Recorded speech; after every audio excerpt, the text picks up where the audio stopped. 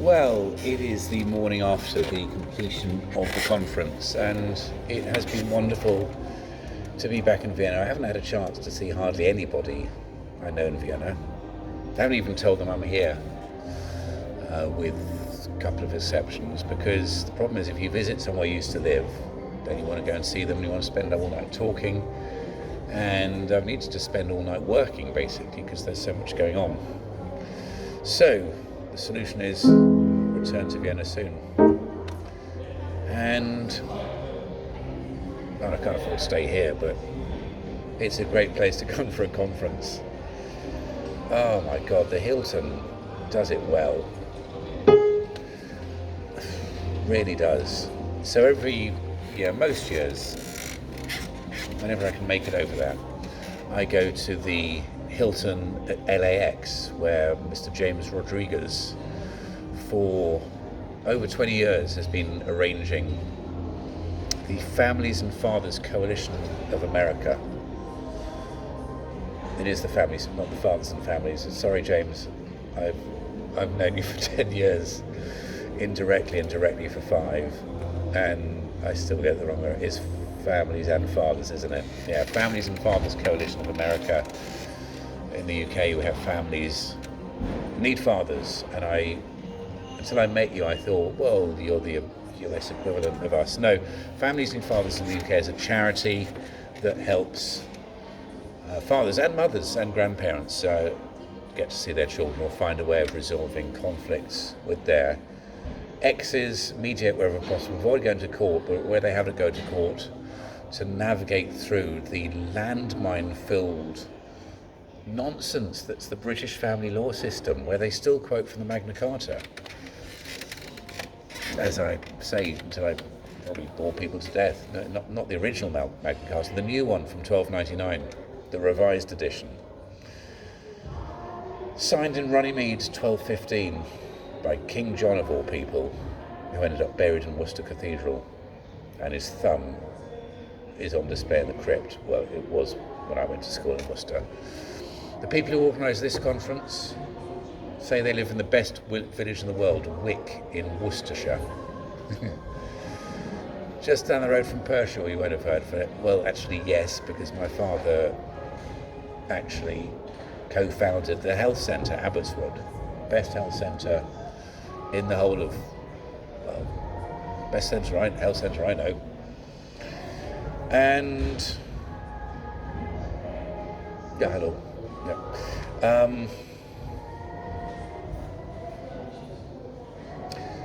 So there's that. Then another business I'm involved with, we have our meetings at the Hilton in Paddington, and that's a pretty good venue. I mean, the Hilton is the station, it's the station hotel. So you come off the platform and you go upstairs, and that is the Hilton.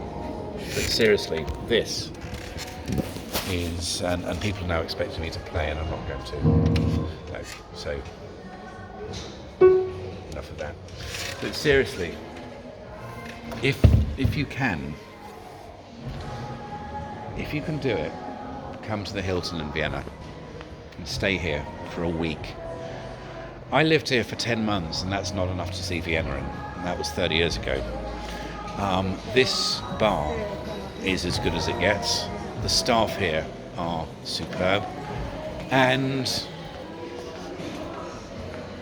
I would say if you want a good breakfast, you can't go wrong with the traditional Austrian take on the continental breakfast. But if you want to have a breakfast where you can sit there for 3 hours and have enough on a Saturday morning to keep you going for the whole weekend, then you can do a lot worse than here, okay? The breakfast room. I mean, seriously, the people at the conference generally consider themselves to now weigh about 10 kilograms more than they did when they flew into Vienna the other day. Sorry?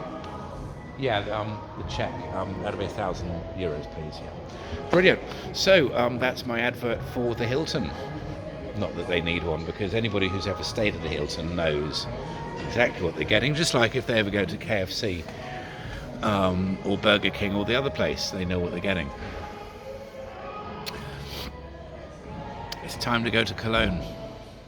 Sorry, Dan, I didn't get round to doing any sightseeing and taking photographs. I mean,